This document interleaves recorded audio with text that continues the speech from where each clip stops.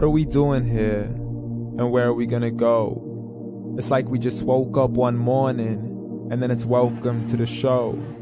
Don't ask any questions, just go with the flow. Make as much money as you can, and try your best not to get broke. Copy everything you see on the TV, from the hairstyles to the clothes, and don't think too often, just do exactly as you're told. And if you ever get confused, then just turn towards the alcohol. You'll still hear your thoughts, then just turn up the radio as you learn to live a lifestyle of drugs, sex, and rock and roll.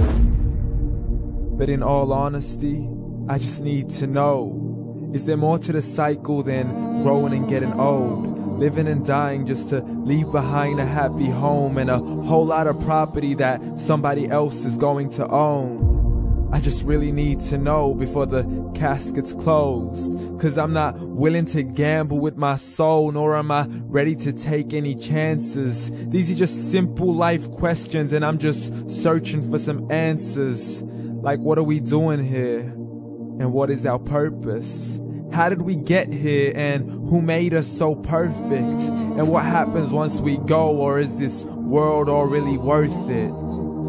Questions we don't answer because apparently we don't really have to. There's no purpose to this life and our existence is merely natural. Then in that case, please let me ask you, did you create yourself, or was it somebody else who had fashioned you? 'Cause you're a being that's impeccable, faultless and unparalleled. You're a product of supreme intelligence, and I'm merely being rational.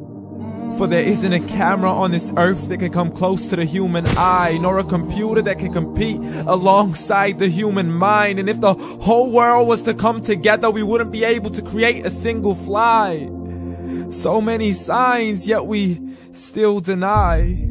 As science tries to justify that all this could come from none, when it's a simple sum. 0 plus 0 plus 0 cannot possibly ever give you 1. So from where did all this order come? For everything has its origins, a maker, a creator of its own. I mean, the only reason you're watching this video is because somebody had to press upload. So we can believe in the Big Bang, but I'd rather believe in He who caused it to explode. Allah, the creator of everything along with every single soul. The ever-living, the master, the only one who is in control. Unlike his creation, beyond our imagination. And no, he's not a man, nor does he have any partners in association. He's on his own. And no, he did not ever leave us alone. Just like every manufacturer, he left us with an instruction manual. The Quran and Islam, and I'm sorry to jump to conclusions, but it's the only one possible. The only definition of God is the one and only supreme being. It's logical, a book with 0 contradictions, with miracles that are both scientific and historical, all revealed over 1400 years ago. Like the detailed description of the human embryo. The descriptions of the human embryo in the Quran cannot be based on scientific knowledge in the 7th century. To the mountains as pegs holding firm the earth below, and the 2 seas that don't mix in a complete separate flow. To the planets in orbit, alternating night and day as they stay in flow. The expansion of the universe and the creation of everything from H2O. To the stories of the past and the preservation of Pharaoh. To identifying the lowest point in the land where Persia defeated Rome. The gushing fluid that created man in the glands between the ribs and the backbone. And not a word has changed, it's still the same. So please explain how all this was known over 1400 years ago. To a man who couldn't read or write, as he would recite whatever the angels spoke. And if you still don't believe, please try to come up with something that's even close. But you can't, so we took God as a mockery and his messengers as a joke. Muhammad could not read or write.